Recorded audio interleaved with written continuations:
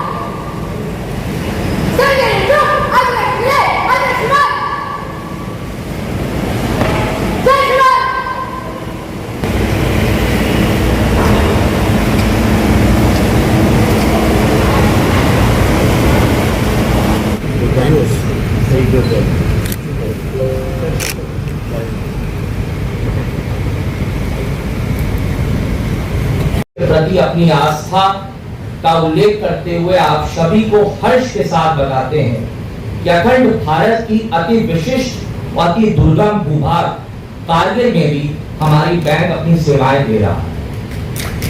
आपको जानकर खुशी होगी कि केदारनाथ चोटी पे भी हमारे बैंक का ATM मौजूद है। आज का ये मंथन और इसका आयोजन हमारी सेना की गौरव गाथा, त्याग और बलिदान को समर्पित द्विदेशीय और अति संवेदनशील सीमा रेखा, जहां सामान्य जीवन मुश्किल ही नहीं असंभवी है, वहां पर हमारी सेना ने जीवन को नया आयाम दिया। ऐसा इतिहास रचा जो सदियों तक हर देशवासी की रगों में देशभक्ति की प्रेरणा के साथ दौड़ता रहेगा। कारगिल सनबीम के बच्चों से और EPS के बच्चे संततुलानंद ज्ञान दीप इतना तो बनता है। अभी मनीष जी ने काफी कुछ कह दिया हम लोगों के बारे में। जनरल मलिक सर हम लोग 2018 में we started in 2018 and I'll be very dishonest if I say that the sailing has been very smooth for Kashi Manthan. Not many supporters, the idea everybody feels कि वो idea बहुत अच्छी है, but not many people step up. मैंने एक event में एक बार कहा भी था कि राणा प्रताप जब युद्ध करके हार गए थे और वो भीलों के बीच में शरण लिए थे, so he was thinking of giving up कि अब ये युद्ध नहीं होगा, जब भोजन नहीं है तो युद्ध कहां से होगा। उस समय भामा शाह अवतरित हुए, उन्होंने अपनी सारी संपत्ति gave all his money to Rana Pratap कि आप युद्ध करिए, पैसे की चिंता मत करिए।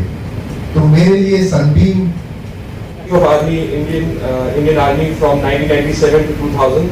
Concurrently, he was also the chairman, Chief of Staff Committee of India from 98 till he retired. During his military service since 1959, he participated in all wars with Pakistan and China and commanded units and formations in the counter-terrorist insurgency operations in the Northeast, J&K and Punjab. As a senior staff officer, he dealt with operations in Sri Lanka and Maldives and was involved in military diplomacy with large number of countries including China, Nepal, Bhutan, Israel and Myanmar. In 1999, as Army Chief and Chairman, Chief of Staff Committee, he planned, coordinated and oversaw execution of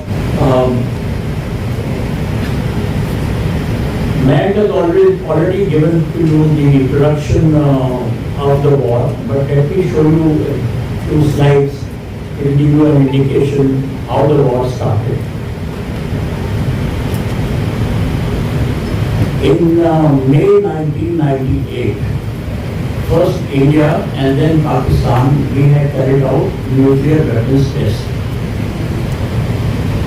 और दोनों देशों ने ये सोच विचार किया कि अब हम दोनों ही न्यूक्लियर शक्तियाँ बन गई हैं और न्यूक्लियर शक्तियाँ आपस में नहीं लड़ती हैं.